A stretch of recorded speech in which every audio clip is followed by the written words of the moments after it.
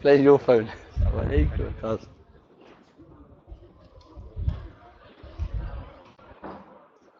You want to forward that? Bismillah. Bismillah. You're online. Okay, shall I forward this link or shall I leave it now? Yeah. Look for it. Bismillah ar-Rahman ar-Rahim. Okay, my name is Tanveer Hussain. I work here in Jubilee Mosque. I'm really honored to be accompanying Abu Zahra.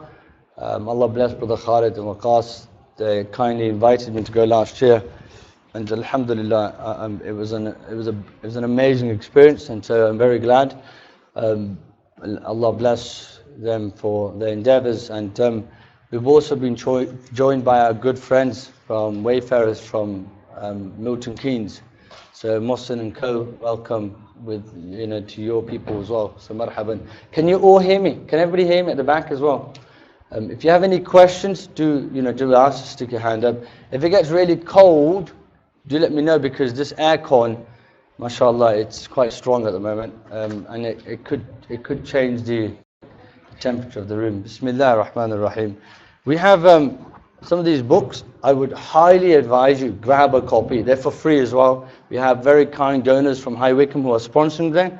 This is one of the best books I've ever come across in the English language anyway for Hajj. It is really, really beautiful, very well done, very comprehensive as well, and it's according to the Hanafi madhab.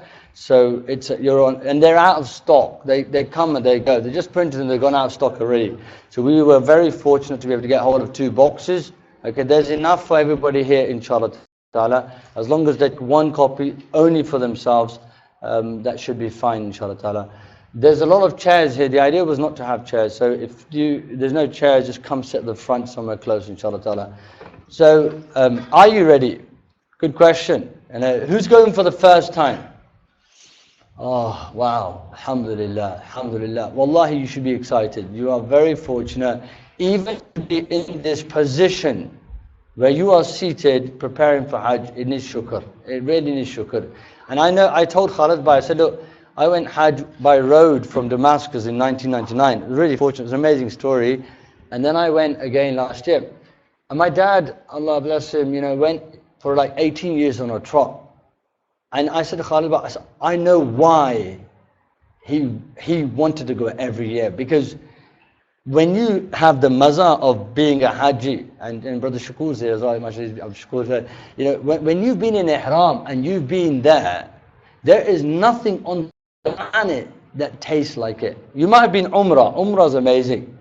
Hajj, Arafat, Mina, Muzdalifah, okay, Ya Allah, it's spiritually, the heart will never taste anything like it in the dunya.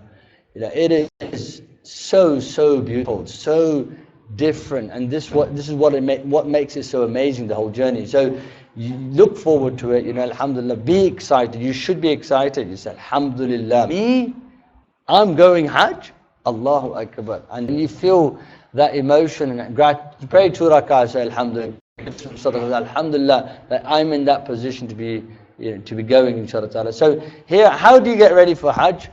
I mean, first of all, a lot of people say, "Main bada gunagar banda." That's the first criteria. Together, you are fit for Hajj if you're a sinful person, because Hajj is about having your sins forgiven and washed away and making tawbah. So that is for the ones who've made mistakes. And so here, the best person to go to Allah in this situation. That's not saying or guna karo, do lots more for the next month, and then so you have it forgiven in one go. That's what the Quraysh did. The Quraysh in traditional Hajj, they used to top up their guna, and then Hajj would come, and then they give the qurbani, and it would all be forgiven. That's how they perceived it. We don't do that. We don't work like that. Our qurbani is there as a token of gratitude to Allah. You see, so we prepare ourselves to the best of our ability. But there's preparations on many levels. Because you'll find fitness, it plays a big role. And 5 weeks is still a long time to prepare yourselves. So you should, the men and the women should be going for good, long, strong, intense walks where you break a sweat. That's good training. Very, very important. Hajj is strenuous. It really takes out a lot physically and spiritually.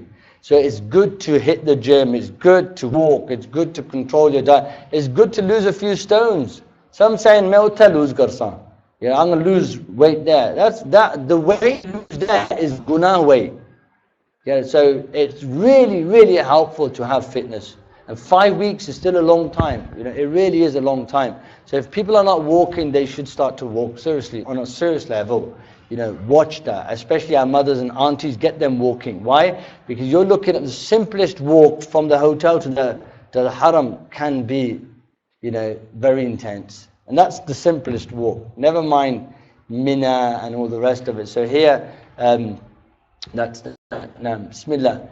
We will get the slides to you. Okay, they're being printed a bit. The print's a bit slow, but they should come out. Until then, you have the printing or the slides in front of you. We say, preparing for Hajj, we're not looking at prerequisites. You're all people who want to go. We're not talking about Hajj being farz and all that. That's well known for us. We're here, and you must understand. Look how big Hajj is.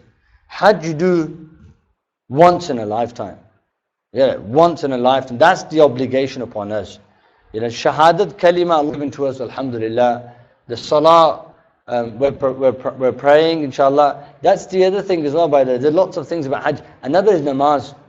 I found when I went on Hajj, there were people on Hajj who couldn't read namaz properly. The only way I found out was when I pushed them and I said, come on, namaz now. Let me hear your namaz. And then I realized, Ya Latif, you get it? That's not good. That's somebody who's reading Fatiha wrong on Hajj. So you've got 5 weeks, check your namaz, make sure you're reading it properly, especially people who haven't got a habit of praying, okay? Learn the meaning of the namaz because that's going to be a key part of Hajj. You see, praying salah. Learn the fiqh of wudu and salah and make sure your namaz is on point. Try to get 45 days of no qazas. You got to hit that, jamaat as much as possible because that's what you're going to be doing. Their namaz by jamaat is what, we try to do that. And so that's another element I would say. Don't shy away. Approach your local imam sahib. If you're local, come to me. I'm more than happy to sit with you, check your namaz, give you my feedback and see inshallah how we can prepare. This is all part of the tawbah. The tawbah, this is trying to fix the situation. You can't shy away because look, you're sinful for shying away. If I don't know how to read namaz properly, that's an obligation.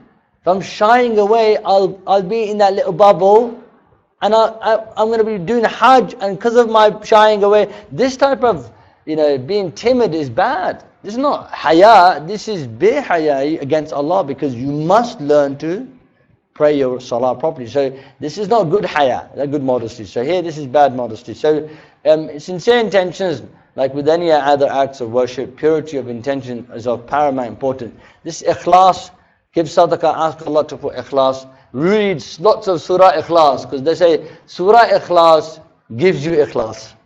You see, surah ikhlas is really good for that. So lots of Qul Huwallahu Ahad, helps to purify that intention for Allah subhanahu wa ta'ala's sake. Having this conversation with Allah now as you prepare, inshallah. And also, what do you want to achieve from your Hajj? These are conversations you have between yourself and Allah subhanahu wa ta'ala. Some may say, I want to fulfill this last fard. Life's going quickly. Alhamdulillah, with Allah's grace, I've done all the rest. I've got to do this. Others will say, Alhamdulillah, I want to give up certain guna. I can't let go of them. Maybe Hajj will help me.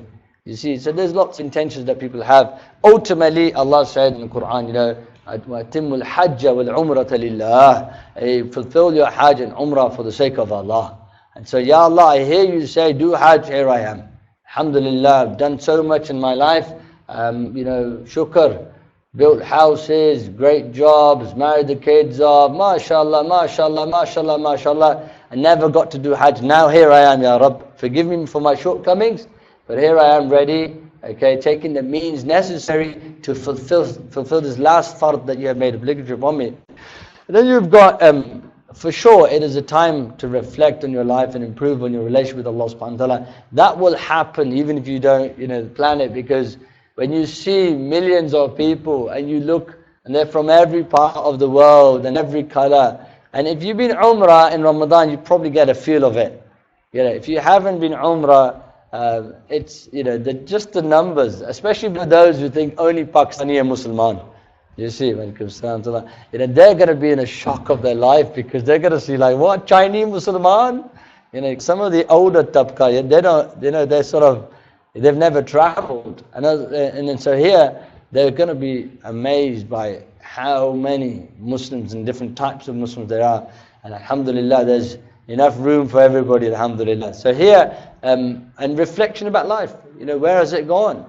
Why didn't I come early? There are things that will come to your mind. Like, why didn't I come earlier? This is why 11-year-old Hajji and all these young Hajjis, amazing. For their parents, Allah bless them.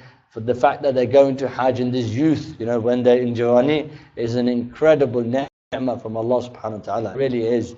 This is shukr. Even the parents should look at their kids and say, Naseeb, Khush Naseeb. Alhamdulillah that they're going at this age. And then it is a time of disengagement from the world and letting go. This is the point about cricket and Hajj, cricket and Taraweeh prayer. And this is a big challenge. The big challenge is that this phone of mine that I'm taking with me, what type of role is it going to play in my Hajj? Is it going to be positive or is it going to be negative? I saw on Hajj a brother who I thought was reading Quran for 3-4 days, right, in one of our rooms. It was only the day before Hajj I realized he's playing the game. He left I don't know how many kids behind in the UK, and he'd be on his phone. He's been playing for 3 days, and I don't know how much longer, in Ihram, before Ihram, okay, just before he had been playing on his phone games, he told me. Get it? I'm thinking, Allahu Akbar. Get it? That happens. People do that. Okay, so you have to think about that. Why are you going? What am I going to do? I'm taking my phone. I'm deleting certain apps. I'm signing out certain things. Okay, I don't think personally there's a problem with taking photographs and maybe posting them to family. That's the issue. It's sort of, it depends how much one starts to do that. It can take you away. Remember, traditionally, people said, Allah never. They would go. Because Hajj was a journey of a lifetime. It was very clear you might never return. And that still happens, doesn't it? It still happens. People, anything happens. So here, they would leave fi amanillah to the family and go. So if you could leave your phone behind, or change your phone from a smartphone. But then, I think keeping a phone is still important, because you can ring family and friends and make sure people are okay, because they're going to, like, men and women get split up. So if they've got their phone, it can be very helpful. So there are benefits, advantages, disadvantages. Now, settle debts and tie up loose ends. This is important. Anybody who's got duyun, debts to people. Remember, you're going to settle your debts. Even Hajj does not remove from you the obligations that you owe to Allah subhanahu wa ta'ala. So if I've got namaz, qaza of the past, this Hajj is not going to wipe them away. I still have to make that Hajj up. Is that clear? Because this is a haqq I owe to Allah subhanahu wa ta'ala. There's two types of hukuk. Insan, haqq of insan, and haqq of Allah. Namaz missed in the past, guna, Ramadan fast missed in the past. The only way to make that up is by making it up. So Hajj is a tawbah, but it's not an expiation, khalas. Do you not hear this? Ik namaz, Haram Sharif, Makkah Sharif, ik lakhna sawab, yeah? So people start to calculate, you know what? I'll do that with niyat of qaza, ik lakh qaza, gone. Does it work like that? So no, it doesn't work like that. You've missed 100,000. Yeah, whatever you miss, you make them up. You must make them up. That's part of tawbah. Maybe now you said, I'm going Hajj, I missed 20 years, 30 years, khalas. I'm going to start making qaza slowly. Every day, make up a day. That's a good idea. But if you owe people money, the best thing to do is to have a conversation with them and put a document together, okay, via a solicitor, make somebody, aware from your family, better look, brother, look, I owe these people money, okay, and tell those people as well, look, ya fulan, I'm going on Hajj with your permission, inshallah ta'ala, your money is safe, here it is, okay, you sign it, my brother signs it, if anything happens, inshallah ta'ala, he will fulfill. That's really, really important. Why? Because if you go and you owe people money and you don't come back, what's going to happen Yawm al-Qiyamah? People don't forgive people here. You get it? You take an inch from your neighbor's land, yeah, and you look what they did to you. You get it? You know, people are fighting over car parking spaces. Families are not talking over rishteh. Yawm al-Qiyamah, people are not going to forgive. It doesn't look like it. So here, that's the strong. Even a shaheed who's a martyr, everything's fine for the shaheed except for the debts he owes. This is why you must have that conversation. Make it very clear. If you can pay your debts, or pay them off, inshallah ta'ala, before you go. You know, when you go Hajj, you should go and visit people. Here, you need to go to their house. Each person's house, you know, say, forgive me please, remember me in your du'as. Okay, Khuda na khasta ghalti hogi, forgive me please, inshallah. That's your job to do. Our job is to go to these houses, you know. On the way back, when we return, they come visit us. Is that clear? Okay, but right now, our job is to go. If I have brothers, especially family, you didn't think about that because they're the most important people. If you're not talking to certain people in your family for the wrong reasons, you've got to find a way around that. Koi na koi rasta, you have to find a way to speak to your brother, your uncle, your father, whoever it is. You got to find a way to fix that problem. Why? Because you think about it. Allah subhanahu wa ta'ala put us in families. Say, Ya Fulan, this is your family, this is your mom, this is your dad, this is your uncle, this is your brother, whatever. We have no choice in that. That is so important. Allah wants us to work with those people. You know, and so here, I have to find a way. You're going to go Arafat, say, Ya Allah forgive me, Ya Allah forgive me, Ya Allah forgive me, and you've got that in your sahifa. That's a problem, that is. So I have to find a way. You know, for the sake of Allah, forgive. You see? Why? Look, what goes around comes around. Okay? Ar-Rahimuna yarhamuhumur Rahman. In the hadith it comes, the ones who show rahmat to people, the all-merciful shows rahmat to them. Irhamu man fil ard, yarhamukum wa yarhamkum man fil sama. And then the one in the heavens will show mercy to you. So if you want to be forgiven, you want Allah to show mercy to you, you have to show it too. So what goes around comes around. So here, very important, I find a way. So, Ya Fulan, forgive me. If I can't get to them in my heart, forgive them. Gilani, nothing in your heart. You should be free of that. Astaghfir. For the sake of Allah, I forgive people. And then you ask people for dua. Now, Rasulullah asked Sayyidina Umar al-Khattab, he said, oh my younger brother, or smaller brother, remember me in your du'as. Okay, subhanAllah, humility of the Prophet. So when you're going Hajj, you don't say, you know, kus dua mangwani hai achor, na likho, whoever needs a dua come. No, it's the other way. You be humble, say, yeah, everybody young, you know, remember me in your du'as, please, young and old, inshallah ta'ala. So this is part of the way of the Prophet sallallahu alaihi wasallam. Merits of Umrah. Why Umrah? Because one of the first things that you do, okay, when you go to Hajj is you perform an Umrah. Okay, so Umrah is very easy to understand. Okay, those who've done Umrah, it's the same type of Umrah because you've got different types of Ihrams.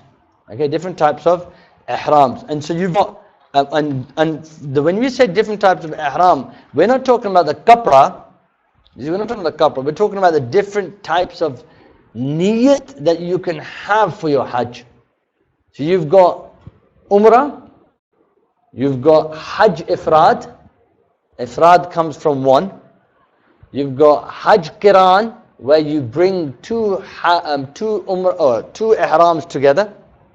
Okay, and you've got Hajj Tamattu. Okay, you may have heard of these words. You may not have heard of these words. Okay, what's Hajj Ifrad? Who can tell me?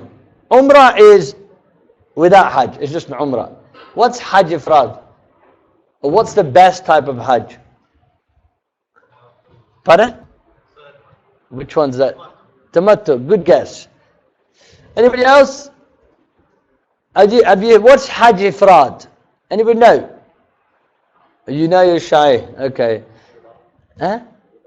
Yeah. No. Yes, you're correct. Without the Umrah, right? So here, Bismillah, differ about what's the best type of Hajj. The best type of Hajj, according to the Hanafis, is going to be Qiran, where you join the two together.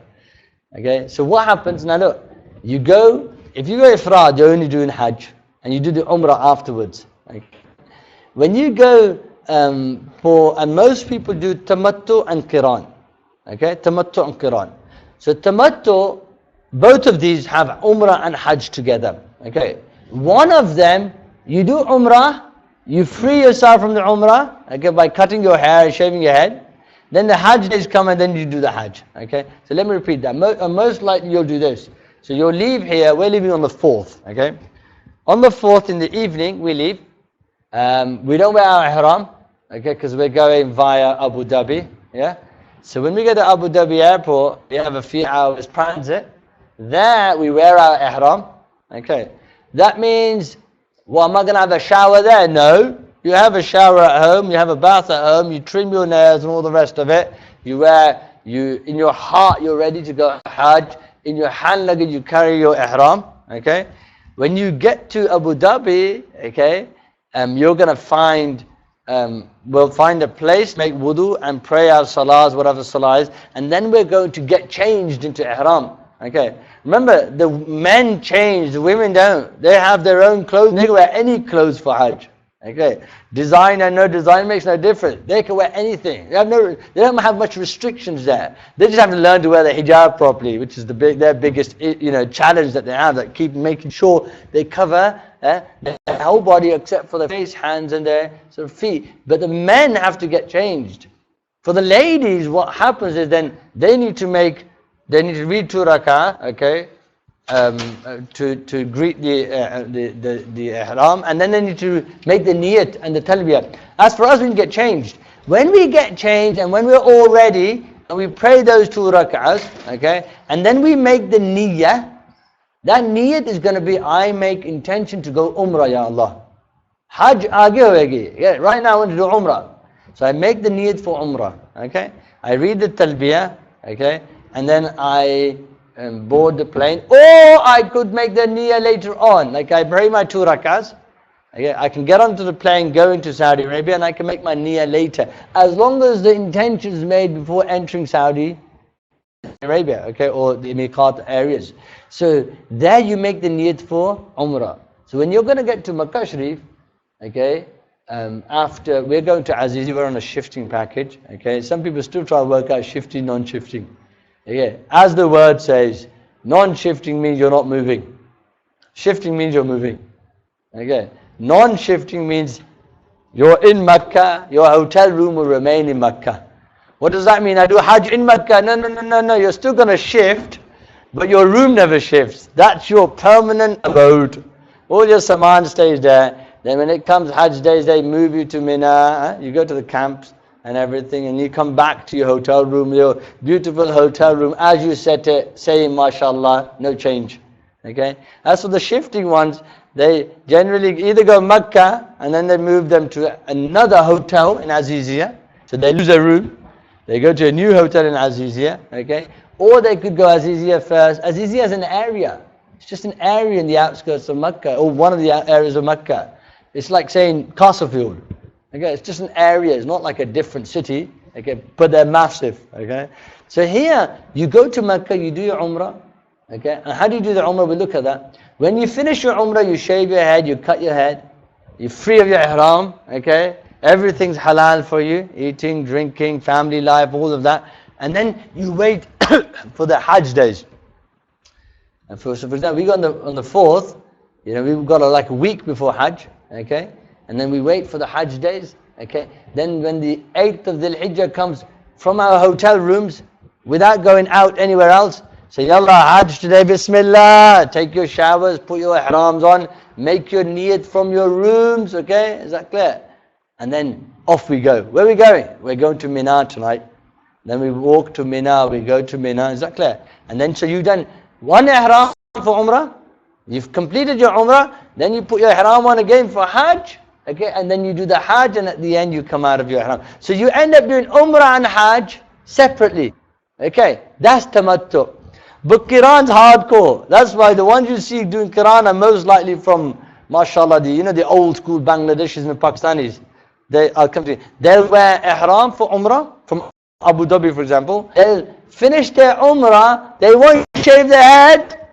They can't shave their head because they're going to do Hajj in the same Ihram. Then for the whole week they'll stay in Ihram. No sabun, okay, yeah, no perfume, right? In Ihram state.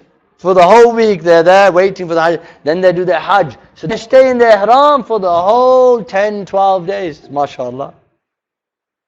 You got to be strong to do that. That's why you see in Aziziyah, all the elder lot, they're in that state. Yes, uncle.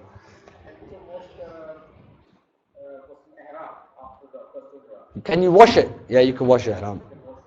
Yeah, you can wash your Ihram. Most likely you'll take more than one Ihram with you. I can take 2, 3 Ihrams if I need to. I can change them. It's not a problem. Once you're in Ihram state, you can change it to another Ihram. That's fine because it's the same type of kapra. It's not an issue. That's not a problem at all. Okay, so you can use the same. You can. Yeah. So the Ihram is better than if it's new. Better if it's new. Sunnah to have a new Ihram.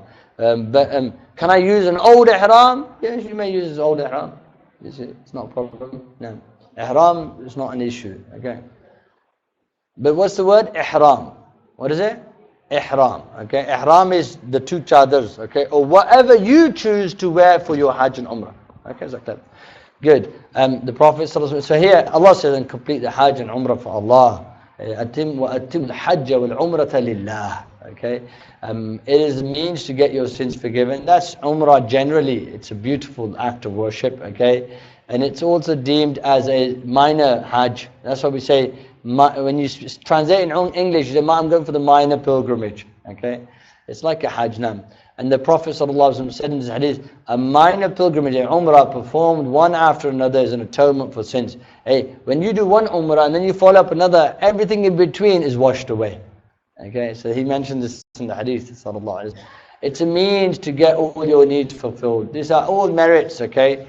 The fighter for Allah's sake and the pilgrims of the major and minor pilgrims are his delegates. Allahu Akbar. This is incredible. In the hadith of the Prophet ﷺ, it comes when it speaks about the different merits, okay, of Umrah. Allahumma salli wa sallim wa barik alayh. I want to use this. We have here, look,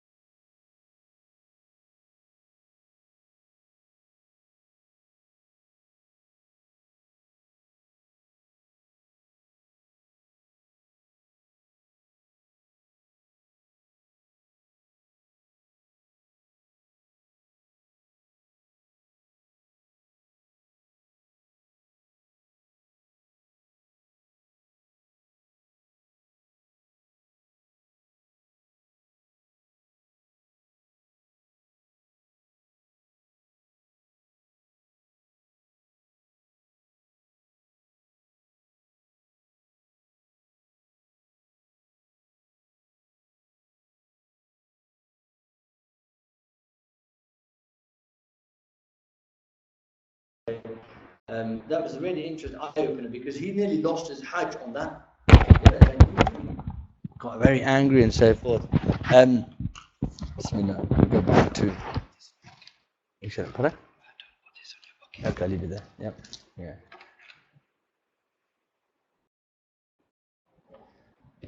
Yeah. So we've got you did Tawaf. Okay. After Tawaf, yes.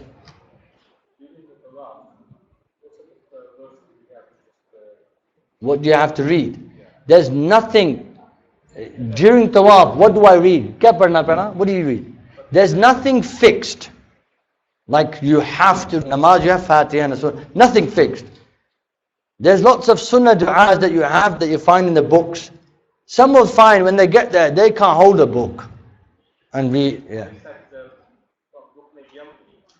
We'll get into that. Okay. So there's nothing fixed, nothing farz.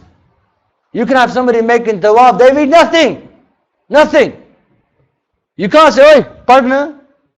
You can't say that. It's not about that, it's about this. This is what it's about. You have somebody reading, they've got no idea what they're reading. The other one's crying his heart out inside. We're ripped apart. Where have I been? Ya Allah, forgive me. Who do you go with? So here, nothing fixed. Okay, you choose what you want. You can read this as this is why it's good to memorize them now. Otherwise, you holding a book is difficult. Memorize some du'as. You might read Surah Ikhlas. You know, La ilaha illallah, La ilaha illallah. The kalmah are lovely. If you know the 6 kalmah, they're beautiful. And some of them work really well. You can read Durood Sharif. Astaghfirullah. Yeah. And whatever. You might just look at the Kaaba. Allah, Allah. You can do that. It's not a problem. However, when you get, and there's 4 corners in there. The Blackstone corner, the Iraqi corner, the Shami corner, and then you've got the Yemeni corner. Between Rukn Yamani and the Hajar Aswad, we have a Sunnah dua, which is Rabbana atina fid dunya hasanah wa fil akhirati hasanah wa qina adhab nar. And Hazur Pak Sallallahu used to pray most of his prayers in that area. Those 2 pillars are the 2 Sunnah pillars that you touch. It's Sunnah to touch Rukn Yamani and it's Sunnah to touch Hajar Aswad. Because they say that these are the 2 original pillars from the build of Sayyidina Ibrahim alayhi salam. When they built the Kaaba, those 2 are the original. The other 2 have become hidden because the extensions were made. So Hazur Pak touched both of those pillars. But are you going to be able to touch it? You might, but most likely not. You see, because to get there in those crowds, so from far you say, Bismillah, Allahu Akbar, and you carry on. Okay. So Tawaf. Okay. Once you finish your Tawaf, you always read 2 rakat nafil. Is that clear? The wajib, sorry. 2 rakat wajib. These 2 rakahs can't be in makruh times. Okay. So they must be performed. Okay.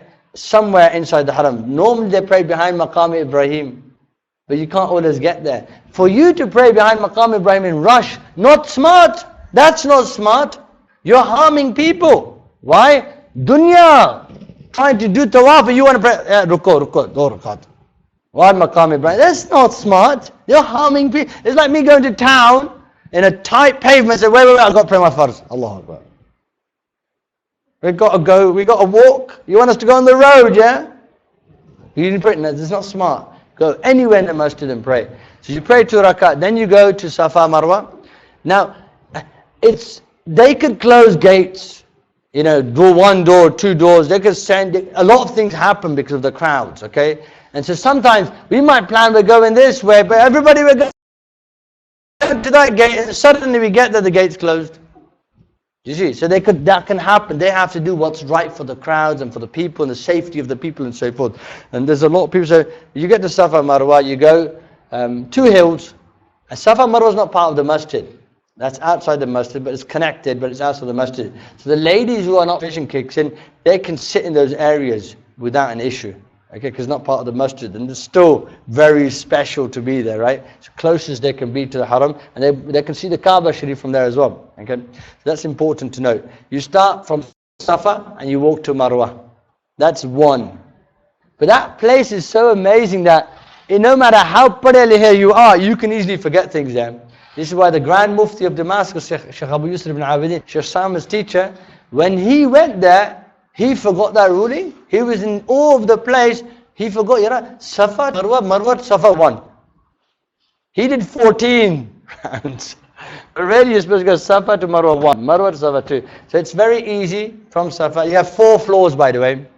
In ground floor, first floor, second floor. The top floor is for bachelors, men who are not married. They can go up there if they want. And so here you have an option. Which is the best? I ain't got a clue. On Hajj, I don't know. Hajj, anything, can happen. In Umrah, you find the higher floors are better. But you want to ideally go on the first floor. Why? Because that's the level Rasulullah walked on. You see, because the other ones came afterwards, okay? So that's probably the best place to be. Yeah. And then you've got, so Safa, Marwah, Safa to Marwah once. Marwah to Safa twice, okay? And like this until you end up where? Safa, Marwah? You end up at Marwah. Okay, that's your 7th now. And then when you get to the end of that, you shave one's head. Either you shave it all or you trim it. Okay. In the Hanafi madhab, you need to trim this much. Okay, around a quarter of your head. Are you with me? The ladies only trim. They take a few hairs, right, from different areas. Okay, around that size as well. Okay, they cut it. Here, you normally go to the barbers. They can do their own here. Okay, they can do their own and so forth. But you release yourself, okay, from this ihram. Then your ihram has come to an end. Your umrah has come to an end. Okay. There's some narrations which I need to check. There's about praying 2 rak'ah at the end of the umrah. Okay. That's it. Yes. You should.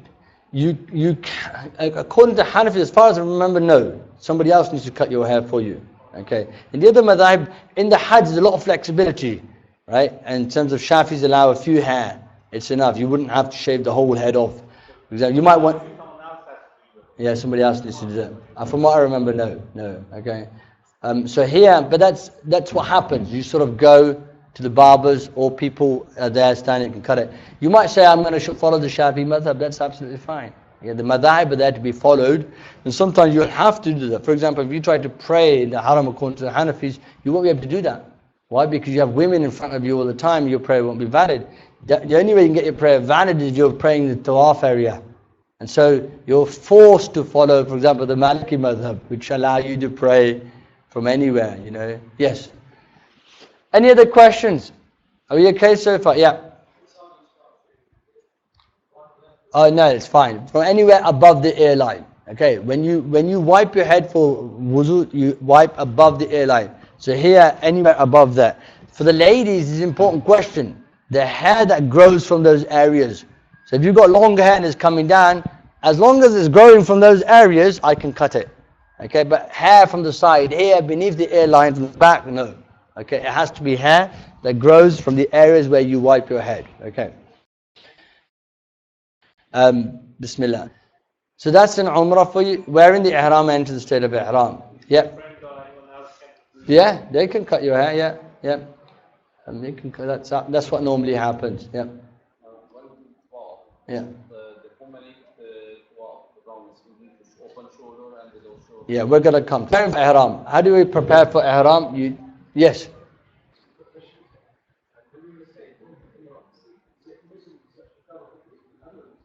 Yeah. They from what Shaykh Simon said, it was fine to touch the Kaaba in that state, okay? Because normally what happens is you're not really wearing perfume, right? Okay, it's better to be careful because they put a lot of itr on the Kaaba, don't they? So when you're in your ihram, you're touching the itr, it could transfer onto you. But I don't think that normally happens. When you normally touch, I didn't find it transfers unless you're rubbing the walls, which is different. Okay, so I think that's the difference between touching and then actually rubbing that has transfer. So that was the question about itr, because you can't use itr and sabun and so forth unless it's scentless. Then it's fine. They have a scent, then you can't use it. Trim nails. You should trim your nails before you go. Okay, what do you do with your nails? Auction them. No. And you're a Mubarak person. What's the best way to get rid of your nails? I know. You should. How do you get rid of them? Bury them. Bury them. No tissue. Just bury them. White tissue. No need for tissue. Just bury them in a flower pot. Best way to protect yourself from jadoo. Kala Jadu and all these Tavis, Shavis, because they need nails and your hair or something from your body. That's why the sunnah is to always bury them. Remove pubic hair, armpit hair, okay, pubic hair, shape, okay, removed whichever way. This is for everybody. This is all sunnah, okay, of the Prophet ﷺ. Using the miswak, okay, is sunnah to have a good. You can use miswak all the way through your ihram and hajj. It's not a problem, okay, because it has no scent in it. As for toothpaste, can have scent and so forth. Now, making wudu, perform ghusl thoroughly. Hazur Pak would make wudu and then have a shower, a bath, okay, and then sunnah to apply fragrance to the body and ihram shawls. So here you put itar on your body. And you can put itar on your ihram, so you can wash ihram chadra with sabun. It's not a problem that, okay, with fragrance, okay? That's not an issue at all, okay? But be careful of not staining them with itar on there. Okay, is that clear? There's a difference now. And I would avoid using creed and these type of expensive things, just, to protect it from alcohol and these type of things. Even though there are some scholars who allow that. But maybe it's better when you're doing the Hajj and Ihram for Umrah that you don't actually use those things and take precautionary measures. This is an important one, making ghusl. I take ghusl and then you remember when it comes to your slippers, we've spoken about the Ihram, okay? When you wear your Ihram, you be careful who's around you, okay? Sometimes people I think it's alright, my son's there, my brother's there. You're not allowed to see your awrah, okay? Your belly button to your knees is part of your awrah. Nobody should see that, okay? Even your children and siblings and so forth. Men put on their 2 pieces of cloth called the ihram and flip-flop. Why flip-flops? It's the safest thing to wear. However, this is in the state of ihram. Everything else can be problematic because you have to keep your Achilles, your metatarsal, okay? This bone at the top of the foot needs to be bare. Is that clear? Flip-flops is the only thing that sort of allow you to fulfill those conditions. Everything else can be problematic. However, even then, you've got lots of walking to do. So, in the ihram, I'll wear this. So, Abu Dhabi, for example, I take a spare, shoes with you. If you wear normal shoes, or you can wear slippers from here. Ladies, you have issue. You wear what you want. They can wear anything. They take their boots with them. I don't think high heels works, but it won't be haram. Do you see what I mean? Okay. Put sponge underneath, you go tick, tick, tick. As long as they make that noise. There's no restrictions to clothing and shoes there for the ladies. They just can't cover their faces, okay? So here, when it comes to this is okay for ihram. All of them have spare because most likely they're going to go. Somebody's going to take it for sadaqah, okay? And you can't do this, by the way. Where's my jutiyan? I think it's these. That's not yours. You can't do that. It's okay, I'll take somebody's, they'll take somebody else's and it's okay. No. If they're not yours, you can't touch them. Okay, so if you lose your slippers, Ya Allah, my head nearly boiled when I lost my slippers. This is why I learned, never give slippers to anybody. You get it? My jutiyan I carry myself. I don't care who's there. Why? Because you tend to lose people, right? Now I had to walk from Marwah back to the hotel and it was tarmac. I swear by God, I was dancing on the hair, it was burning, I got a migraine. Okay, why? Because I gave my shoes to somebody else. So really carry your own, you need them after you finish out of Safa Marwah, because you don't wear shoes in Safa Marwah. And you might see some people wearing shoes. Some people might need to out of necessity because they've got chapped feet and so forth. Those type of things you might be fine because of necessity. You should really carry your own shoes. But the point I was going to make is, in Hajj you have a lot of walking. So when you're out of your ihram, like after the days after Muzdalifah and you do the stoning, then release yourself from ihram, then you need to wear maybe good quality slippers. That you can walk hours in comfortably. Okay, yeah. And so here, you have to be careful. Okay. I have heard that you cannot look at the Kaaba whilst doing Tawaf. Is this true? This is bogus. Okay. This is not true unless your heart says. Some people have humility for the Kaaba, can't look down. That's different, out of ta'zeem. But there's an incredible reward for looking at the Kaaba from the hadith of the Prophet ﷺ. The 120 rahmas come down Okay, 60 for those making Tawaf, 40 for those who pray in Haram Makkah, and 20 for those who look at the Kaaba. So that's that. Yes. If you're looking at the first, normally what happens, the groups go and say, keep your nazar down. Why? Because we're going to come close to the Kaaba, and your first nazar, first look, your du'as are accepted. So then they do tell you, don't look at the Kaaba. Okay? So, but this is specific to Tawaf, it says Tawaf. So that one, yes, look down until you get the first look. And then some people miss the first look because they can't resist. They're like, and they see it, it's gone. You get, so there you have to, then they have to keep your eyes open, keep making dua. Okay. So here we take that literally, inshallah. Wearing the ihram and entering the state of ihram. I've spoken about this. Women can wear normal clothes. There's no restriction on the shoes. Socks they can wear, no problem at all. You can wear your jewelry, it's not an issue. You can wear your watch, okay? For sure, not gold chains, Dil Pakistan ring, none of that, please. Are we okay with this? That's fine. And then you got perform 2 units of prayer for ihram, reading Surah Kul Ya Ayyuhal Kafirun Sunnah. On this one, you might pray this at the airport. You might pray it in the plane. If you pray this in the plane, because it's nafil prayer, you can sit down and that would be fine. On your chair, Bismillah, Allahu Akbar, that would be fine, okay? If you're praying like this, you would sort of, Allahu Akbar, you bow by putting your hands on your knees, and then for sajda, you keep your hands on your knees and you go further down. Is that clear? So you don't go like this. In namaz, when you sit down and pray, you don't go like this. You hold your knees, like this, ruku, Sami Allah alhamda, and for sajda you keep holding your knees and you go further down. Is that clear? And that would be fine. So I learned that from Shaykh Samir on the plane. Subhanallah, I saw him praying. In my prayer I was doing this. Then I saw him holding his knees. So this is sunnah to read Kul Ya Ayyuhal Kafirun and this is the 2 rak'ahs before. When you're praying this, you're not in ihram state. You're praying 2 rakat, but you're not in ihram state, because after this, okay, this is why normally you cover your head at this point. It's sunnah to cover your head, okay, because you're praying 2 rakat, okay, and then you make the intention. After you finish, you make the intention for the umrah. You say, Allahumma inni uridu al-umrah, fayassirha li wa taqabbalha minni, innaka anta sami'ul alim. So this is the niyat for umrah that you make. I prayed 2 rakat, I'm wearing my ihram, I prayed 2 rakat, okay, to greet my ihram. I sit down, I make my niyat. They might say, yalla, boarding. Yeah? I made my niyat, no problem. I'll make my niyat on the jazz, on the plane. Is that clear? I prayed my 2 rakat. I can have a gap in between the 2. Wuzu is not a prerequisite for the niyat, but if I have, it's better for sure. So I can always move on and make my niyat on the plane, okay? I can make this niyat in Urdu, I can make it in Punjabi, I can make it in English. It's better to read this dua as the Prophet read it. And then you recite the talbiyah. The talbiyah, labbaik. You want to read it with me? Allahumma labbaik, labbaik la sharika lak, labbaik, innal hamda wal ni'mata laka wal mulk la sharika lak. This is mazadar when you know what it means.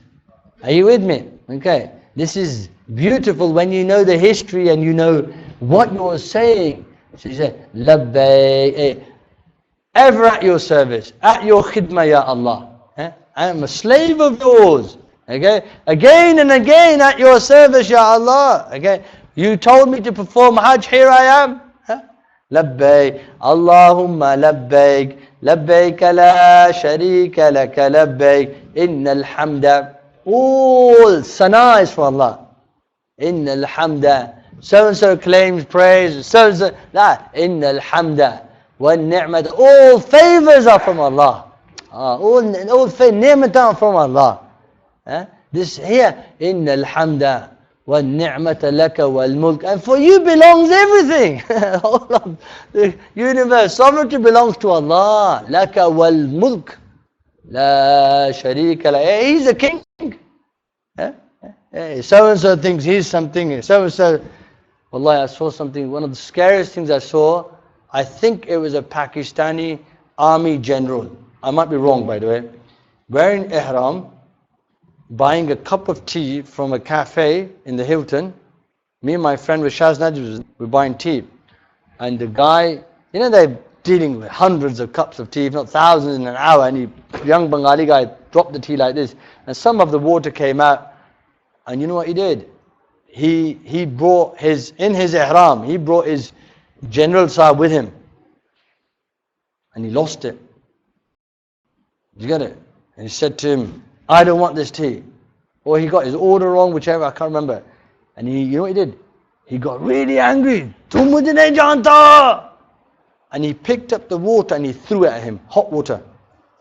And then he got angry and angry, and then he threw everything down. He needs to do BJJ. He would never do that, would he? He threw everything down, the whole counter. In his ihram, he's just about to go into. So it's very easy to lose it. And it's all about sabr, sabr, sabr. You can't say that in ihram, you don't know who I am. That's bagharti to another level. You don't know where you are. You get it? You should understand, when you're in ihram, khalas, all aqr, everything gone to the side. You're a slave of Allah. You get it? Wherever Allah tells you go, shut up, shut up. Control your tongue. Control your language. Eyes down. Adab to the highest level. You only get one chance. But it's 5 days. So if I have had no training beforehand and I go straight in, bit overwhelming, isn't it? This is why it's very important to start controlling your no ghibat, no dantana, no gala. You gotta astaghfirullah, follow up after that. Control. And when people get on your nerves, and in traffic jams especially, some silly driver does something, you're Hajji, you're going Hajj in 5 weeks. Relax. Breathe. Labbaik Allahumma labbachi gaya after Hajj I'll see you. Yeah. So somewhere like that, right? Nah, khalas, relax, relax, relax. You do it. Sabr. It's all about sabr. Oh, Allah will send people who are going to get on your nerves. Everybody's going to get it. Somewhere or another. Somebody's going to do some harkat. You're going to go, ay Allah. Oh. Either it's Mina, the neighbor next to you snores like you've never heard a snore before, or keeps kicking you while you're asleep, and it's like, get off me, man. Go to your own mattress. He can't. He's big. He rolls off. All sorts. You get all sorts. Allah is going to send. Or in your room, you're going to end up somebody in your room. You're thinking, oh my God. Uh-oh. You get it? You get somebody. You have to realize, panjdare, vidare ni mara. You got sabr. Khalas, alhamdulillah, it is what it is. Everybody gets it. Everybody gets something. Yeah, so please don't lose it. Sabr, sabr. And then people start to do this, no training, they start to, on the plane or lining up. You jump the queue, up pichoy. Jump the queue, then jump you. Get it? Allah will send him back in another way.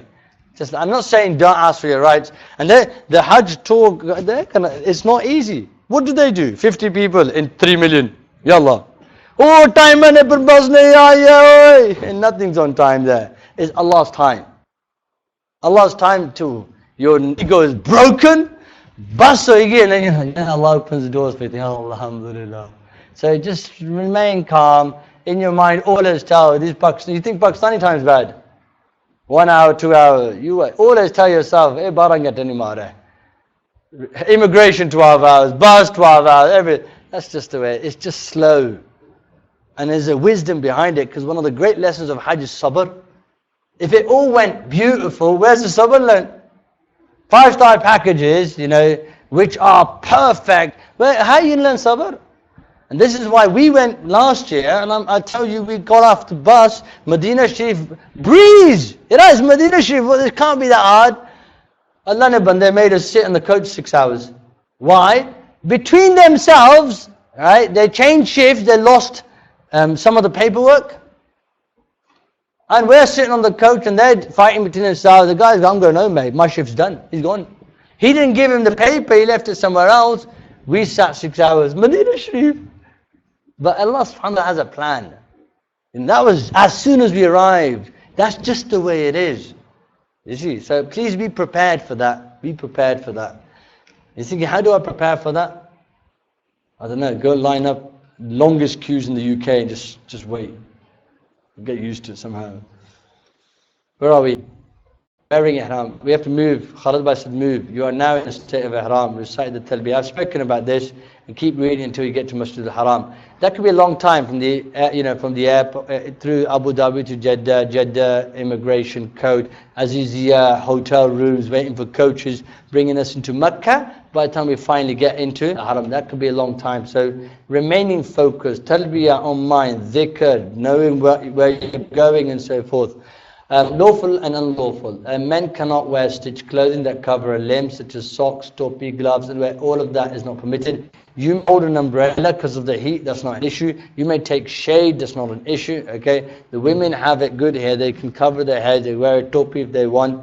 Okay, if they want, some women wear niqab with their lives, they find it really hard. They can wear a golf cap or a tennis cap and drop the niqab face veil over that. As long as not touching their face, that would be absolutely fine. Sandals and shoes that cover the instep, the Achilles, the metatarsal, they need to be, flip-flops is the safest way. Shaving one's hair, removing any hair from the body, not permitted. Is that clear? If you make a mistake in these type of scenarios, you accidentally put your hat on, or you covered your head. Even when sleeping, you can't cover your face and head. Is that clear? And your feet. So when you sleep, you can't put your feet into the quilt and also your head and your face. So those two need to remain bare. Okay. Here all the time, especially in Mina, that happens a lot. People cover. It can get really cold with the aircon. You see, it can be really strong, especially if you end up right under the aircon. And so here you have to be smart about what's good for you and where you want to be and so forth. To apply perfume to body, you can't do that. So some of the places where people tend to do this is in the airplane with the perfumed tissues or with the saboon and so forth. So you have to be careful. It's again being aware, taqwa, all the time. Yeah, this is why if you haven't had training, that's what Rosé help. Rosé just now help. They raise your awareness and so forth. So that helps a lot. And that's a challenge that you forget. Clipping or removing nails from the hands or feet and sexual intercourse and its preliminaries. Once in the state of ihram, this is not permitted. It will break your hajj. Okay. After the umrah has been performed, between the umrah and the beginning of hajj, these things are permitted for people. Okay. There's no barring there. Once they wear the ihram for hajj again, all the way until they finish their they do the Tawaf ziyarah. Okay. Until that point. Again, this will be barred, and after that, don't feel this is a sin. Yep. Can you? No, you can't. You can't cover your head at all. Okay, you can use an umbrella. Okay, you can't use a cloth on your hair. Okay, you can't use your ihram over your hair. You couldn't. Hunting or killing small insects. Hunting because traditionally they would hunt, and small insects. Okay. Cockroaches and these type of things are an exception to the rule. Okay. Flies, I can move a fly off and so forth, but I think there you don't have an issue really, because you shouldn't have anything bigger than those creatures. Acts of impiety like fisk, if you're in, we'll look at this. Acts of impiety like fisk, disobedience to Allah, more abhorrent and ihram, for example, argument. I think the one problem people have is arguing. My room's not nice. Do you get it? This is not what I wanted. This is not what you brought. You have to learn. You have a point. You signed up for something. They agreed to give you something. It's the adab and how you ask for it. You have a haqq, isn't it? You have a haqq to ask. I would say, that the language is a problem. You see, and not understanding how much is in control of people. And I think that's where we have to learn to have adab. Adab, nice adab, gentle, galant, no place for swearing, you see, and fighting. Some people fight, they say, come outside, let's sort it out. Are you serious? You go, yeah, come outside, sort it out. Okay, where's my Gideon gone? And so here, you'll be shocked, by the way, you're hearing this from me. We shock ourselves sometimes.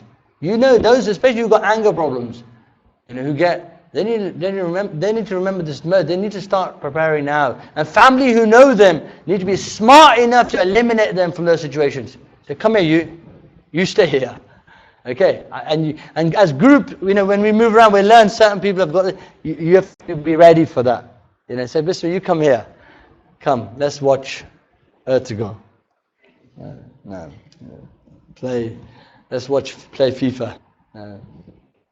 That's the thing, they can let it all out there, innit? Kill who they want. So, but in real life, that's not how it works.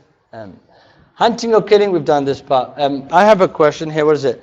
If in your group the young men are too shy or older males are too fragile to read talbiyah aloud, can a female in the group read it loud? No, women shouldn't. The men have to. There's no obligation to read it loud for the women.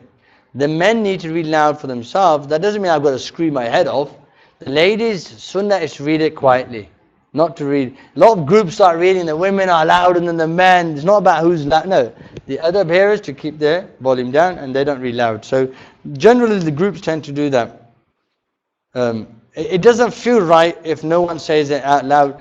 I think you're right as a sunnah for the men to read loud, but if, that doesn't mean that if it doesn't feel right, I do what's haram. Do you see what I mean? I'm going to take charge here. No.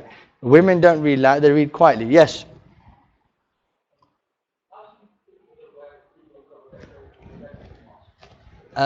Yeah, what you said for the masks, yeah, that's not permitted.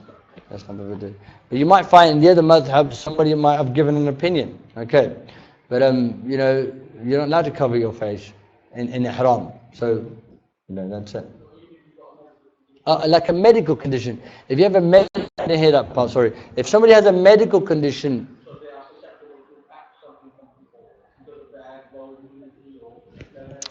In those types of situations, they may take the dispensation, okay, or they may take the ruling of covering their face out of necessity, but then the rules will still apply. For example, they might have to end up sacrificing if they've worn it for a whole day or something. That's not going to change. You get it? So in ihram, for example, if I have certain issues, eczema and so forth, and I scratch myself, of course I need to because I have no control over it, but then I have to pay the expiation as well. Okay, so you can do that, so that then it removes the sin.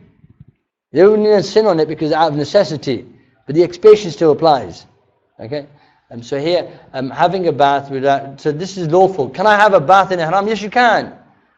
Get it? Nothing wrong with that, but you're removing your clothes. Of course, that's how you have a bath. Okay, there's an adab as well. There's a haya element. Okay, that one doesn't look at their private parts and so forth. This is important to have, but there's no harm there. My clothes got filthy. I wash it with water. And not in sabun in ihram. Before ihram is fine, but in ihram no. Scratching one's head or body, although this is done gently, you can scratch gently. But if you scratch so rough or hard that your hair falls out, then you have to give charity for that. Okay. Applying non-perfumed oil to the eyes, okay, this is lawful to do, okay, you can put non-perfumed, okay, non-perfumed, and also creams and so forth which are non-perfumed, you may apply if there's a need. Outside that, it's better to go rough and tough and look a bit disheveled, that's all good for the ihram, yes. Is it scented? If it's scented, no, suntan lotion, okay. If it's not scented, then it would be fine to apply it. But all of these things, you gotta let it go. You're not going to the beach. You're not trying to go back. Unless there's a real danger of burning. Use an umbrella or something. But some people's skin is, they have skin conditions. That's different. There, it's important to take care of themselves. Wearing a ring or a watch is fine. Using a miswak is fine. We spoke about this, lowering your gaze as you to make the tawaf. And you make the dua. You have a plan here. Plan is important here. What am I going to make dua for? There's etiquette of dua. Ya Allah, Imam Abu Hanifa, they said, make dua. Ya Allah, I ask you to make me from those whose du'as are always accepted. Smart, isn't it? So here you have a plan, and praise Allah subhanahu wa ta'ala, praise Rasulullah, and thank Allah for making me Muslim, thank Allah for making from the ummah of Sayyidina Muhammad, and ask those things connected to Rasulullah. Then I'm going to thank Allah for my parents, make dua for my parents, then my wife, my children, my brothers and sisters. You have a plan. So in that order you're able to make dua and preparing yourself, memorizing dua and so forth. Allahumma salli wa sallim wa barik. We've got forming tawaf. What time is it? 1:15. Okay, where's Junaid? Is Junaid around? Is he gone? Can I get You need to go to Brother Khalid and find out food for how many people. Is that clear? Because we need to place an order for the pizzas. Okay? Yeah, ask him how many pizzas we need. And then we ring. Yeah. So we need to ask Khalid how many people there are. We've done it. I ordered it. MashaAllah. Alhamdulillah. Make dua for this man. Allahu Akbar. Okay. Place. So this is now, look, when you're about to make your tawaf, right? You put this garment under your right shoulder. Is that clear? Okay, this the right shoulder becomes better. This is for the men, okay? They put it under the right shoulder, they put it over the left, okay? So you place the upper garment under the right armpit and its two ends over one's left shoulder, which got ittiba, exposing the right shoulder. Here, with the ihram as well, we don't use pins. Hanafis don't allow pins. The Shafis, I think they have a bit dispensation. But you may use a belt, okay? You may tie it up, but not tie like a knot. Is that clear? You don't tie knots. You mean use a belt, because you need to carry your money with you, right? You need to carry your documents with you. So you might use a belt. You might use one that goes over your shoulder under your ihram. Okay, you can do all those type of things. But here, in this case, so you have this ittiba, where you throw it over as soon as you sort of start the tawaf. Okay? And then you head towards the black stone corner of the Kaaba, marked by a green light. The black stone corner, you can tell with a green light. It's important to be in line with the green light. Sometimes people say Allahu Akbar before, or they give salams and they're not really in line. It's your job to make sure you're in line. And also important you don't go past it. Because you're doing selfies or taking photographs, you missed it. Okay, and then now you can't really go because the crowds are too big, and then you're split from your family. It's important to be looking at the line, in line, Bismillah, Allahu Akbar, okay, and then you carry on. Turn the face to the black stone, raising one's hands parallel to one's shoulders, and turn one's palms towards the black stone, pointing them, say Bismillah, Wallahu Akbar. And then you can see this is a map. Here, subhanAllah, it's quite powerful. They say between Maqam Ibrahim and Blackstone, this area has nearly, I think, is it 40 prophets? I forget now. A lot of prophets that are buried there. In the Hatim, you have Ismail alayhi my Hajar are buried there. Their graves are there. And there's no grave there, but that's the location of their graves.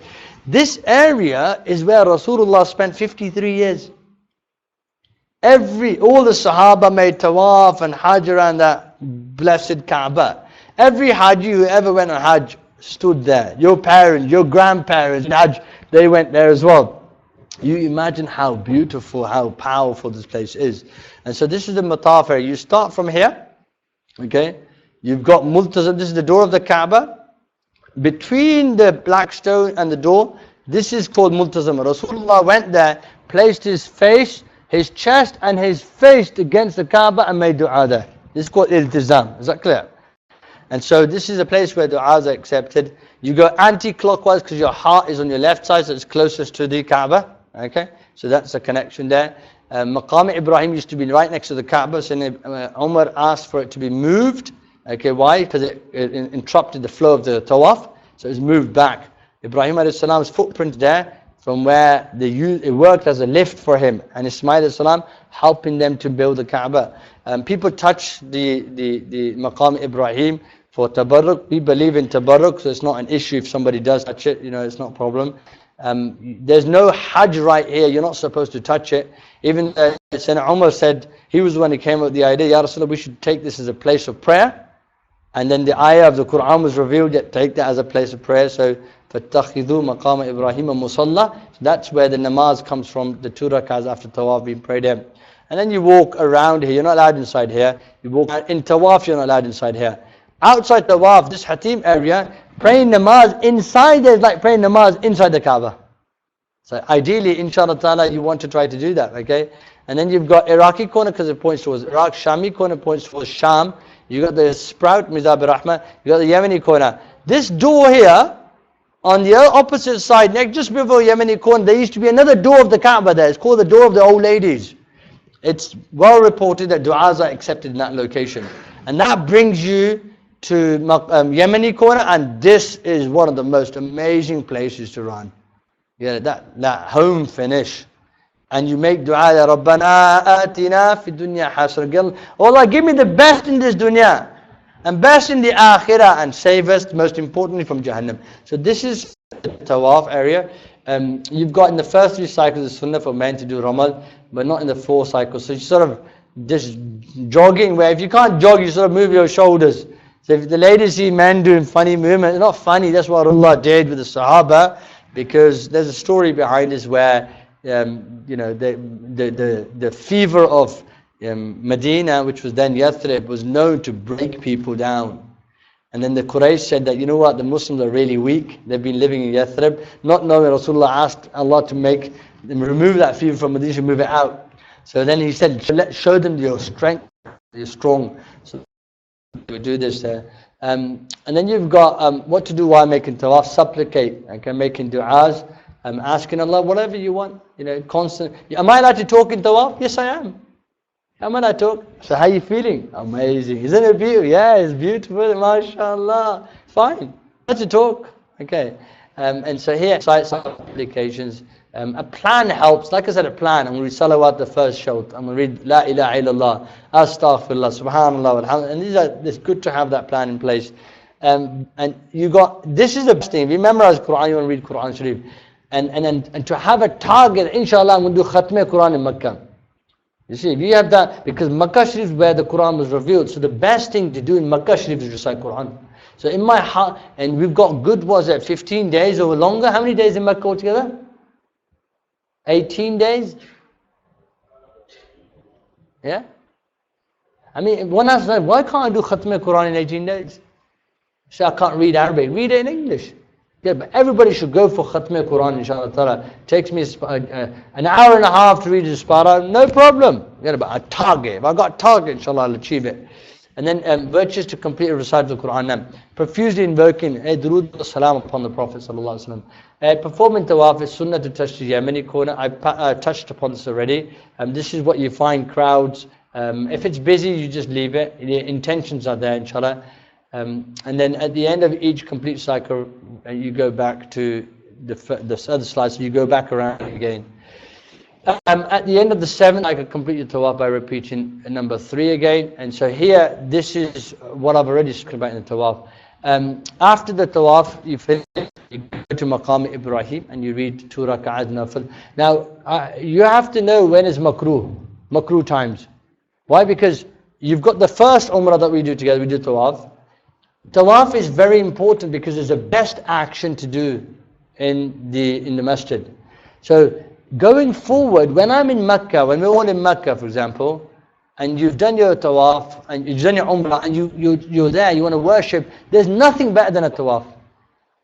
So now I need to know the rules of tawaf. I need to have wuzu, do 7 rounds. Remember, in umrah you wear ihram, but normal tawaf, you don't need ihram. You wear normal clothes. Okay, you go into the masjid, Ya Allah, intend tawaf, Bismillah, get to the black stone corner, Bismillah, 7 rounds.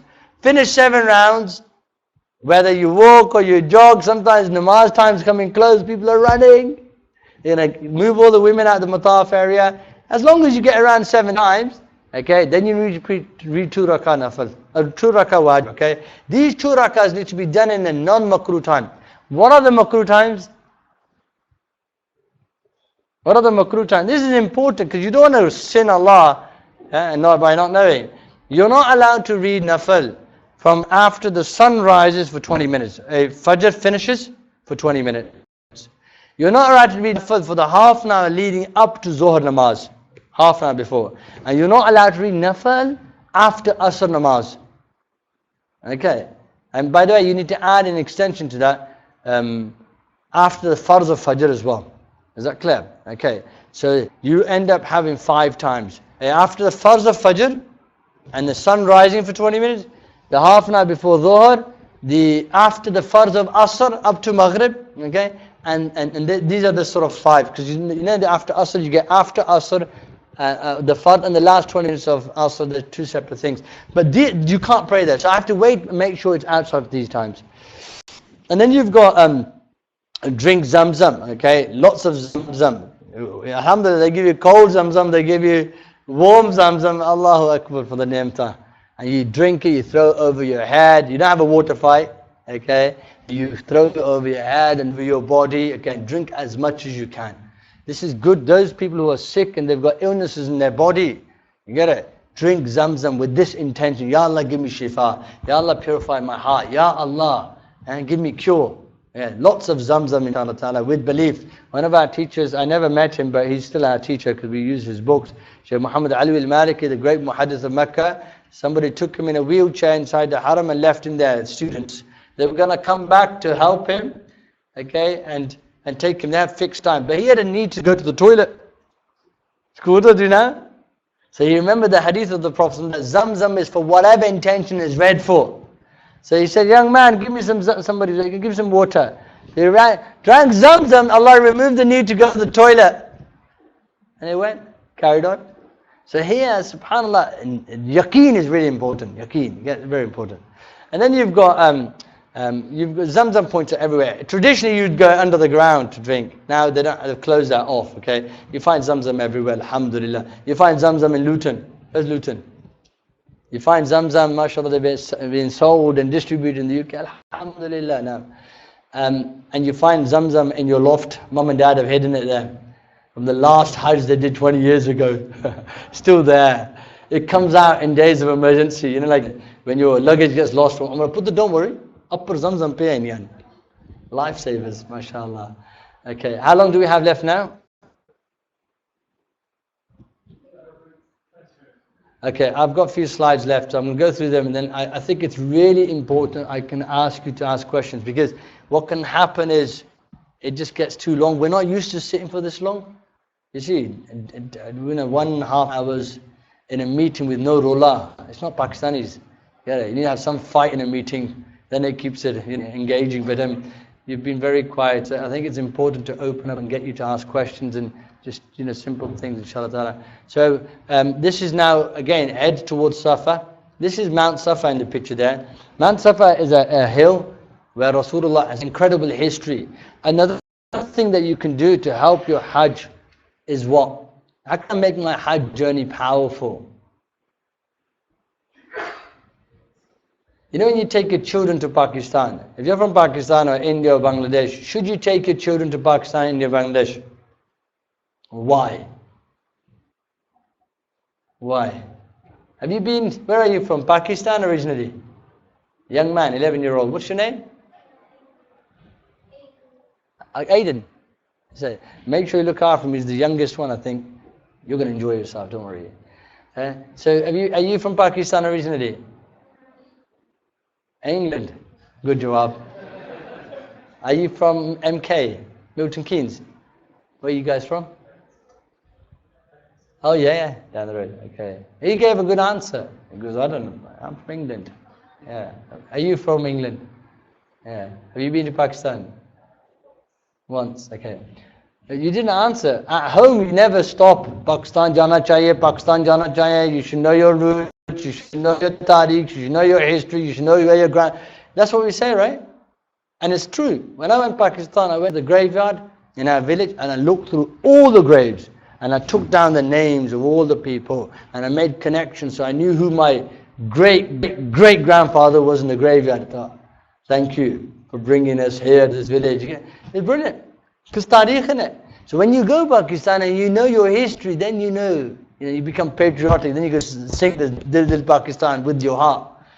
But when you don't know it, if I take you, we go to Medina Sharif, we go, Sayyidina Hamza's grave. Oh, alright. Yeah, some people, wallah, they go, Hazur Pak's grave. Oh, nice colour of the dome, innit? Oh, yeah. How big is the dome? Well, none of bandya, leave how big the size is. Just salams to Rasulullah. Where? I can't see him. Oh, sorry. So here you got no training.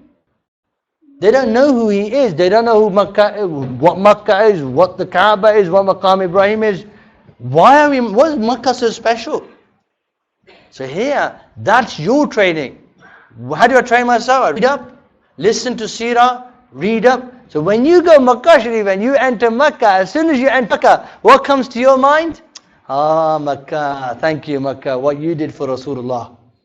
Yeah, you go to Makkah and you remember how Hazur Pak entered Makkah with humility, leaning on his camel so far forward out of humility and tawazu that his beard, blessed beard, was touching the back of the camel. Do you know how to enter Makkah? Here you go, tawazu. Makkah this is. Yeah. Then you know how to enter the Haram and the Kaaba. This is the Kaaba. All my life I have been praying towards you. Allah chose you. Allahu Akbar ya Kaaba. Yeah. And you realize this is when I was sleeping at night I used to face you. When people died and I buried my grandfather, I made him face you. Allah has chosen you as that. You're the one, Rasulullah, when he went to Medina Sharif, just his heart pounding, asking dua, Ya Allah, make Makkah our Kaaba. Make Makkah our direction of prayer. You're that Makkah. You're the one where Allah chose. You're the city Allah chose for Rasulullah to be born in. You are the city of Makkah where Rasulullah lived for 53 years. You enter Makkah knowing what Makkah is about. Allah chose from all the cities in the world Makkah to house the Kaaba and to be the birthplace of the Prophet of God. And for every single person, in order to fulfill their obligation to Allah, the obligation of Hajj, by the way, no small thing, they have to go to Makkah. And they have to go in that dress code. They must. That's the only place, sanctity. The animals are saved. The trees are saved. The people are saved. The kabutar are mazah. They do mazah. Even the dogs and the cats, you know they're sacred. You can't touch them. Salute. Carry on. You can't know everything. So here, when you read up, listen to it in Urdu. Listen to it in English. As you drive to work, play something. Watch the history. Read a book on Seerah. Read it again. Read it thrice, 4, 5. When you enter Makkah then, different. Trust me, different.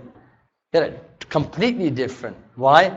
Because, and this is the same way when when you go and certain houses and your dad's really like chuffed and you're like, what's this about? That's because when he goes and meet Uncle Fulan, he's excited because he knows that Uncle Fulan was the one who brought his dad over from Pakistan, and he was the one who's to fill in the forms and run around for everybody. This Uncle Fulan, for you, just an uncle, and he knows his history and he knows what he's done. So when he sees him meet, that's why he gets so excited and doesn't want to leave his company. So when you go Makkah and you know the history of, as you make tawaf around the Kaaba, the story comes, Ya Rasulullah, Allahu Akbar, Hazrat Pak would walk around, the Quraysh would try to attack him. It was somewhere here, he was sitting with Abu Bakr as-Siddiq, and Abu Lahab's wife came and she came to throw stones at him, and she couldn't see him. Abu Bakr's there, saying Abu Bakr as-Siddiq, and Rasulullah's there, but she goes, where's your friend gone? Where's he gone? Why? She wants to throw stones at him and rubbish at him. She couldn't. So all those stories, Ya Fudala. And what's in your heart? He had a dagger, poisonous dagger, he wanted to stab Rasulullah. He goes, nothing, I'm just observing, I'm enjoying the view. He goes, really? And he's made tawaf with the Sahaba. I said, all those stories. Suddenly Makkah's not just a building. You got a city. It's much, much more. And Medina Sharif, the same thing's going to happen. That when you go to Medina Sharif and you've read up, it's not the same. You get it. You got Naat on your tongues and you got praises for the Prophet. You read the Seerah. You get it. Now you know why the whole world's going crazy. If you don't do that, you will really, it won't be the same. This is why 5 weeks is still a long, long, long time. Inshallah ta'ala, we get to an end. So that's Safa. Okay, and the Prophet stood there and he warned the tribes. When he first Allah told him to make public da'wah, Rasulullah climbed Safa. Okay. And it used to be on a hill connected to Abu Qubays mountain, and he made announcement telling them, brought all the tribes together. So from here, but when we go to Safa, we don't remember just that story, we remember my Hajj. Here you remember the sacrifice of every mother. Look, in Hajj you don't have anything sort of connected strongly to a father, but here you see the struggles of the mother, subhanAllah. So here from Safa, we walk from there to Marwah, and then we come back. I spoke about this again. When you start at Safa, you always face the Qibla, say La ilaha illallah, Allahu Akbar. Okay, and then you got lots of du'as that you have in the book, like I said before. So you can always go back. Whenever one reaches between the two green lights, the men have to run. The women don't run. But some women, because they're conditioned in the West, they're like, what? If men can run, I'm going to run too. It's not fair. Yeah. Shaykh, Allah's made it easy. There's another way of looking at this. Either you look at that, they don't let us run in sports days in England, they don't let us run in Hajj as well, I'm going to run. They do it out of zid. So Allah's made it easy for you. He said, look, you run all year long, right? Just let the men run for a day. Watch them run. And just pray they don't slip. Okay. And you're just in obedience to Allah. And so here, walk. Okay. And with humility and let them run, because Allah said, run, O men. It's an incredible sight. Nowhere else in the world we have this, where we have people in Ihram walking up to a green light. They look, they run. All the men run and the women walk. All year long, what happens? Who runs? They're running around. Allah bless them. So here, subhanAllah, be obedience to Allah. So they run, okay, or they jog. And this happens both ways. Safa to Marwah, Marwah to Safa, we have 100 yards or so, okay, the sprint now. And then we have, when you reach Marwah, you face Makkah again, you make dua. These are beautiful locations to make dua. You're facing the Kaaba Sharifah. You could tell, sometimes you can't see the Kaaba, but you can tell the tiles. Tiles are facing, the white tiles, mashallah, always cool for the Hajjis. And this brings us to the end. So it's mustahab to perform cycles of prayer for completion of sa'i. This is right at the end, near Marwah. And then you have shaving your head. So here we have men shave the entire head or trim all one's hair at least by an inch. It's probably slightly less than an inch because it's ummula. Okay, it's about that much. Maybe it is about an inch. Some people don't shave their hair. Are they sinful? They just cut their hair, they trim it. Why? I got a job interview after Hajj. They have lots of excuses. Some love their hair, some are scared of their wives. Whatever the case may be. Do they have to cut their hair? It's good to cut. Hazur Pak cut his hair. But if somebody trimmed it, you say, somebody, they have their own opinion. That's sunnah, relax. So here, Hajj is because it's sunnah to cut the whole head, and it's wajib to trim a quarter of the head. But if you're going for the first time, you need to go the full whack. Trust me, people will look at you and think, like they actually look at you, they just, it's not right, yaar. Okay, your first Hajj, you have to lose it. It has to go. And there's a real feeling when you lose all your hair, and those who've already lost it, they know the feeling, right? There, it's an incredible feeling. It's just like, it just feels like like weight of gunnah is gone. Like just an incredible, Allah sends a beautiful breeze. Just really, really beautiful. And again, women, they don't shave their heads. No, it's not fair. The men do it, why can't we? No, Allah said no. This is important to learn what Allah wants from each one. Each person is different and so forth. So here, again, women gather all of their hair to clip an inch at the end. Shaving or trimming releases one from the state of Ihram. Umrah is now complete. So this is again, what's this about? Poor Bakri. That's one way of looking at it. Maybe the Bakri is bring on the sacrifice for Allah. And yet you're looking at poor Bakri. It's not the way. Bakri is probably saying, Bismillah, for Allah's sake, yes, take me. Okay. Here, should we go through this? Does it come? If a pilgrim wears any of the clothes unlawful for him for a whole day, from sunrise to sunset, or night sunset to dawn. So the day, you have either from Fajr to Maghrib, or Maghrib to Fajr. That's considered a day. So in order for you to sacrifice a bakri, a sheep, a dam, this is what we call dam. Dam means blood, you get blood. In order for that to become binding, okay, you have to sort of wear something sewn for a whole day. So if you find you had your head covered during sleep, okay, and you work out it was less than 12 hours, I hope it's less than 12 hours on Hajj, here, then you know you have to give sadaqah. It wouldn't be a sheep, okay, exactly. So here, that's important, okay. Shaving a quarter of one's head or beard requires a sacrifice. Most likely that won't happen. If you might go have a shower and you use the shampoo because like 5-star, that's quite cool. Let's try some of this. MashaAllah, you forget. Sometimes forget. And so here, then that's the issue, right? So here, if you shaved or you trimmed, If one clips the nails, or at least one hand or foot in one sitting, requires a sacrifice. So you find some of the bad habit, they'd like to eat their nails. Okay, that again, sacrifice. A sadaqah you give. You wouldn't sacrifice a sheep. In order to sacrifice a sheep, you have to trim the nails off. Look here, the nails at least one hand or one foot in one sitting. Is that clear? Or you might do it over 2 hands and it equals to 5 nails and so forth. That would be 1 hand. If one shaves one's nape or armpits, okay, it requires a sacrifice. Most likely you won't do that because those type of things, you have to be super ghafil to do something like that. What you can do is forgetting here and there, as you're sleeping, putting your blanket over your head or covering your feet for momentarily or a few hours or something like that. If one shaves or cuts hair less than a quarter, it is necessary to wear sadaqah, which is half a sa', 2 kg of wheat or its value. Now in riyals, I don't know how much that is, but something we can work out. Okay, so here you give, it's probably going to be 15, 20 riyals a maximum. Okay, it's not a lot. If 3 hairs fall from one's head or beard when performing ablution or scratching one's needs, one needs to give a handful of wheat or its value. So again, when I intentionally do that, if they fall by themselves, you're making wudu and so forth, that you don't take into consideration. Like you take your scarf off and suddenly some hair there, you don't take that into consideration. But when you find yourself scratching, okay, then the same rule will apply.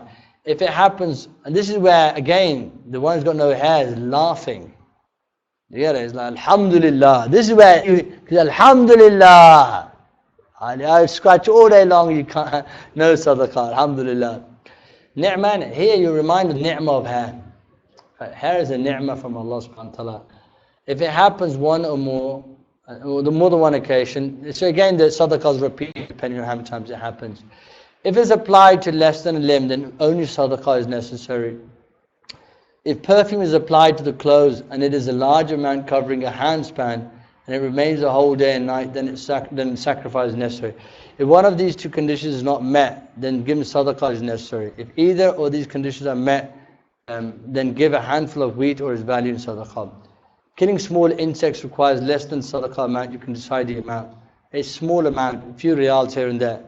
If any hair falls out without doing anything, then nothing is required. So these are sort of the general stuff that we have. Please ask questions that are important to you. I may have rushed, I haven't, because I went through the slides before the slides and then I went through them again. In summary, these slides are just talking about Umrah. Umrah is, inshallah, very easy, very simple. In a normal Umrah, you're in Ihram for about 6 to 10 hours, maybe 10 hours, 12 hours, the whole journey. Here, starting from Abu Dhabi airport, or when you put your Ihram on, you could end up in Ihram for 24 hours. Okay, you might get to, Aziziyah, and the coaches might take a while, and so forth. I reckon a day or so you might be in Ihram. I think so. I don't think it's going to be more than that. Any questions? Sayyidi Khalid. Ladies, do you have questions? My sincerest apologies to the aunties who speak Urdu and Punjabi.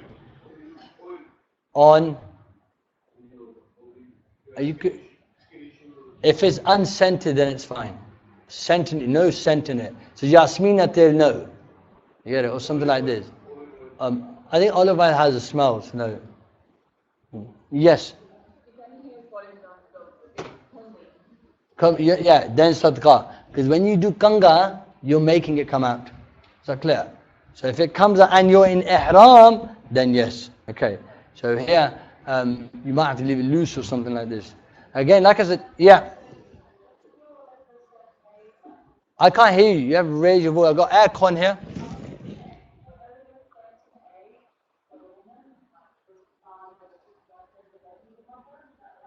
I can't hear you. Yeah. No, it's not. It's not.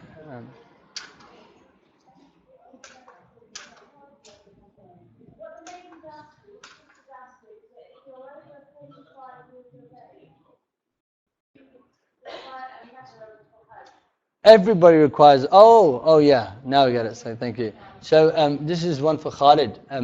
Women can't travel without mahrams. That's a shari'i ruling. Whether this person or that person says something different. In the madhahib, there is some in dispensation. As for the Saudis, I'll leave that to Khalid Bhai. Authorities, if you're over 45 years of age, Yeah. you can travel without. So from Saudi authority, the Saudis, they allow women who are over 45 to travel without mahram. Yeah, that answers the question. Any other questions? Koi sawal hai? I can try Patwari a little bit.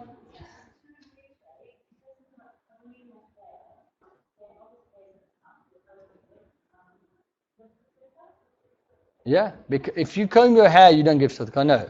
If you comb your hair and hair falls out, then you give sadaqah. Okay. Yeah. Yeah, Baji. No? Yeah.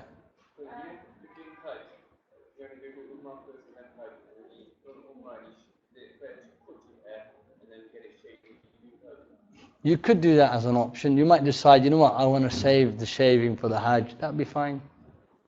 Yeah, that'd be fine. I think you'll enjoy that if you do that.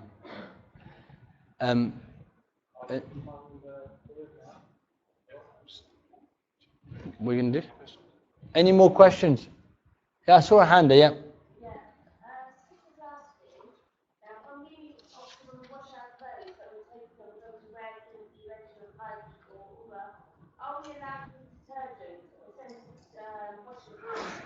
Yeah, you can use that for washing clothes outside the Umrah, yeah. So you're washing normal clothes in the hotel room, so that's not a problem. You see, however, if you're washing clothes with detergent, okay, and you're in the state of Ihram, as far as I understand, you can't do that. Because that's scent, you see, and it's coming on your hands. So if there's been previously washed, and you can still smell the fragrance? That's not a problem. That's not. So I've got clothes I washed with detergent, okay, before I go, they've all got a lovely smell. Okay, that's not an issue at all.